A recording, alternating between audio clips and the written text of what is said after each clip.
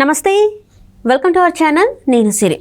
జగన్మోహన్ రెడ్డి గారు అయితే London tour నుంచి అయితే ఇండియాకి రావడం జరిగింది. వచ్చిన వెంటనే ఇక్కడ వైసీపీ నేతలతోనైతే తను భేటీ అవ్వడం జరిగింది. భేటీలో తను కొంచెం సీరియస్గా ఉన్నారు, సీరియస్ అయ్యారని చెప్పేసి వార్తలు వస్తున్నాయి.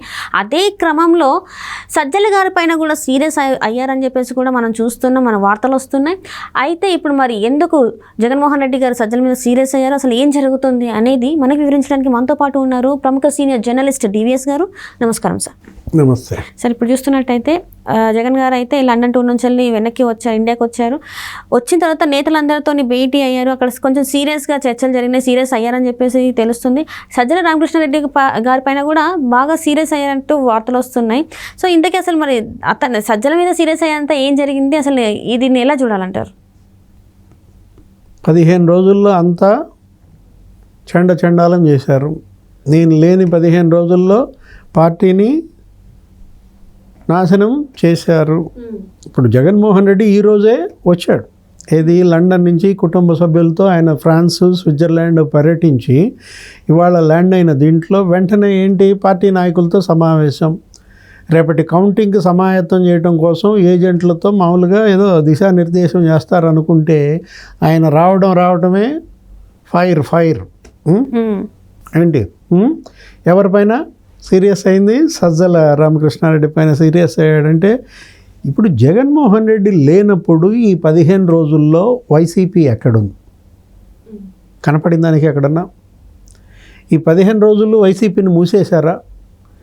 అధ్యక్షుడు లండన్ వెళ్తే ఇక్కడ కార్యకలాపాలు ఎందుకు ఆపేశారు? ఇక్కడ మంత్రులు ఏమైపోయారు? ఏది ఇప్పుడు మనకు తెలుసు, ఆ డ్యాన్సుల మంత్రో, కోడిగుడ్డు మంత్రో, లేకపోతే ఆ బూతుల మంత్రో, జబర్దస్త్ మంత్రో, ఎవరో బెంచ్ మినిస్టర్ అని రకరకాల ట్యాగ్ లైన్స్ ఉన్నాయి వీళ్ళందరికీ కూడా.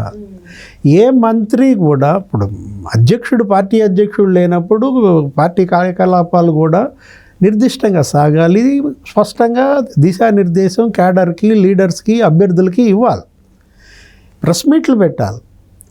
వీళ్ళు ఈ 15 రోజుల్లో అసలు మంత్రులు ఏమైపోయారని ఫైర్ అయ్యాడు. ఏది సీనియర్ మినిస్టర్లు ఉన్నారు కదా, బొత్స సత్యనారాయణ, ధర్మాన ప్రసాదరావు, పెద్దిరెడ్డి రామచంద్రారెడ్డి ఏం గాడిదలు కాస్తున్నారు.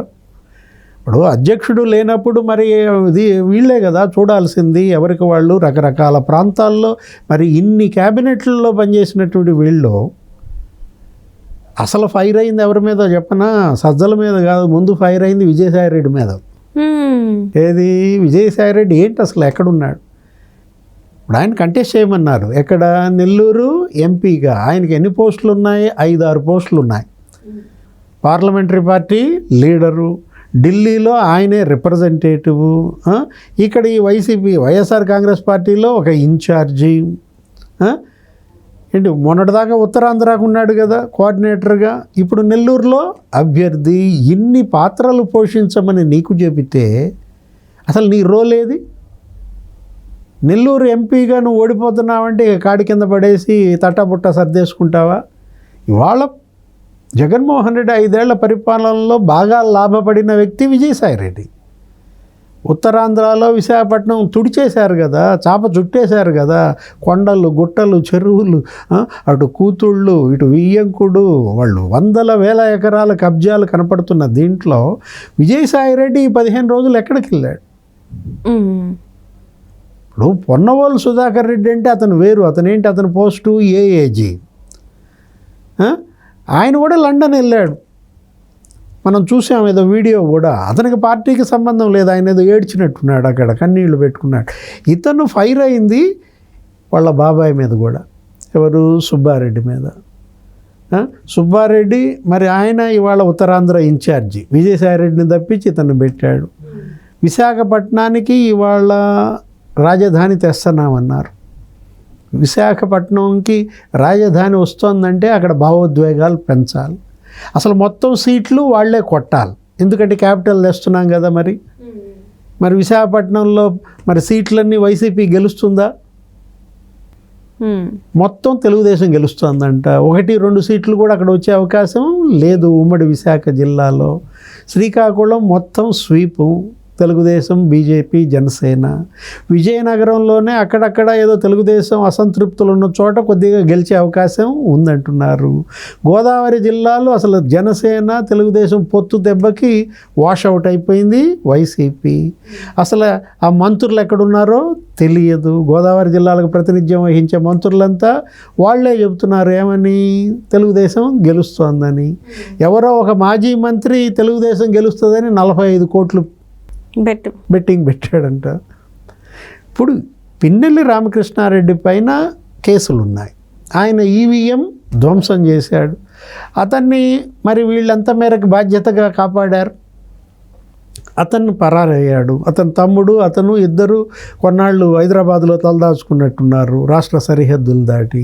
తర్వాత ఏదో తమిళనాడు వెళ్ళారన్నారు. వాళ్ళకి ఎంత మేరకి వాళ్ళ పిన్నెల్లి బ్రదర్స్కి పార్టీ అండగా ఉంది.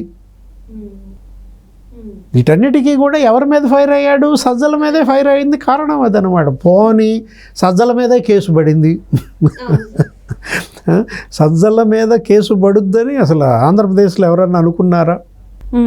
అసలు ఇంతవరకు అది జరగని పని. అసలు ఇలాంటిది ఎన్నో అల్లాలు జరిగినా కూడా దెబ్బలు తిన్న వాళ్ళ మీద కేసులు అయినాయి, కానీ అక్కడ ఎప్పుడు కూడా ఎవరైతే దౌర్జన్యానికి వచ్చారో వాళ్ళ మీద పడలేదు. ఇదే ఫస్ట్ టైం అనుకుంటా కేసు పెట్టడం. అందుకు ఆయన ఫైర్ అయ్యాడంటే కారణాలు ఇవన్నీ కూడా ఏంటి, పిన్నెల్లి రామకృష్ణారెడ్డి మీద కేసులు, వెంకట్రామరెడ్డి మీద కేసులు. గురజాల్లో అయితే వాళ్ళు తన్నబోతే వీళ్ళు పారిపోయారు. ఎవరు, కాసు మహేష్ రెడ్డి, అనిల్ కుమార్. ఎక్కడ ప్రతి చోట వైసీపీ అభ్యర్థుల మీద ఈ కేసులు పెట్టించుకునే పరిస్థితి ఏంటి, ఎందుకు ఇలా తారుమారైంది? సినిమా ఎందుకని రివర్స్ అయింది. ఆ అక్కసు పట్టలేకే వెంటనే ఫైర్ అయ్యాడనమాట. ఏది, డీజీపీ కసిరెడ్డి రాజేంద్రనాథ్ రెడ్డి మార్పు దగ్గర నుంచి 4 ఐఏఎస్లు, 30 మంది ఐపీఎస్లు, డిఎస్పీలు, మొత్తం అందరూ రిటర్నింగ్ ఆఫీసర్లతో సహా ఈసీ నీకేం చేసింది, కఠినంగా వ్యవహరించడం కూడా జగన్మోహన్ రెడ్డి డైజెస్ట్ చేసుకోలేని పరిస్థితుల్లో. సిఎస్ జవహర్ రెడ్డి గోల్ నీకు తెలుసు. అసైన్ భూములన్నీ అది అసలు మరీ చండాలం అయిపోయి అక్కడంతా కూడా ఉత్తరాంధ్రలో విశాఖపట్నంలో గబ్బు పట్టిన దీంట్లో జవహర్ రెడ్డి బినామీల పేర్లు ఆ మూర్తి యాదవ్ రోజుకు వదులుతున్నాడు. ఆ త్రిలోక్కి జవహర్ రెడ్డికి సంబంధం ఏంటని ఇవాళ కూడా వరలరామయ్య ప్రెస్ మీట్ పెట్టాడు. ఎవరి త్రిలోక్ అని. ఆ చోడరాజు సత్యకృష్ణరాజు ఆయన చనిపోతే నువ్వు వెళ్ళటం ఎందుకు అక్కడికి వెళ్ళినాడివి నువ్వు, అక్కడ పని చేసుకోకుండా భూముల గురించి ఏంటి? జవహర్ రెడ్డి వల్ల ఇవాళ జగన్మోహన్ రెడ్డి బదనామైన దీంట్లో ఆ కోపం ఈ కోపం అన్ని కోపాలు ఎవరి మీద పడ్డాయి? సజ్జల మీద పడ్డాయి. ఇప్పుడు ఊరిమి మంగళం మీద పడింది అన్నట్టుగా ఇప్పుడు ఏబీకి పోస్టింగ్ ఇచ్చారు. ఏబీ వెంకటేశ్వరరావుకు పోస్టింగ్ ఇస్తే ఆయన అప్పటినే వాళ్ళు ఏం చేశారు, భుజాల మీద ఎక్కించుకుని ఊరేగిస్తే బయటికి తీసుకొచ్చారు. ఏబీ వెంకటేశ్వరరావుకి అసలు పోస్టింగ్ ఇవ్వటం సుతరాము ఇష్టం లేదు జగన్మోహన్ రెడ్డికి. క్యాట్ తీర్పిస్తే ఒక మనిషి మీద ఒక నేరానికి ఒక ఉద్యోగికి 2 సస్పెన్షన్లు ఏంటాయా, ముందు అతన్ని చేర్చుకోండి అంటే జవహర్ రెడ్డి ఏం చేశాడు, అది ఈసీకి ఇవ్వకుండా అది ఎవరికి పంపాడు, సీఎంకి పంపాడు. సీఎం ఏం చేశాడు, దాని మీద మళ్ళీ అప్పీల్కి వెళ్ళమన్నాడు. హైకోర్టు ఏం చేసింది, అది కొట్టేసి క్యాట్ చెప్పిందే కరెక్ట్, అతను తీసుకోమంది. విధి లేక గత్యంతరం లేక ఏబీ వెంకటేశ్వరరావుని జవహర్ రెడ్డి జాయిన్ చేసుకున్నాడు. ఆఖరి రోజు పొద్దున్న జాయిన్ చేసుకున్నారు, మళ్ళీ సాయంత్రం ఆయన రిటైర్మెంట్. ఆయనేమో అక్కడ ఉన్న ఉద్యోగులు, అక్కడ అమరావతి రైతులు, మహిళలు ఆయన్ని భుజాల మీద ఎత్తుకుని మోసుకుని తీసుకొచ్చిన విజువల్స్ చూస్తే జగన్మోహన్ రెడ్డి ఫైర్ అవ్వడా? అంటే నీకేంటంటే పుండు మీద కారం చల్లినట్టు అయిందనమాట. ఇవన్నీ కూడా పులి మీద పుట్రలాగా వరుస వచ్చి ఈ విధంగా ఆయనకి అన్నీ కూడా ఎదురయ్యేసరికి ఆ ఫైర్ ఎవరి మీద చూపించాడు? సజ్జల మీద చూపెట్టారు. So right sir, right. Thank you so much sir.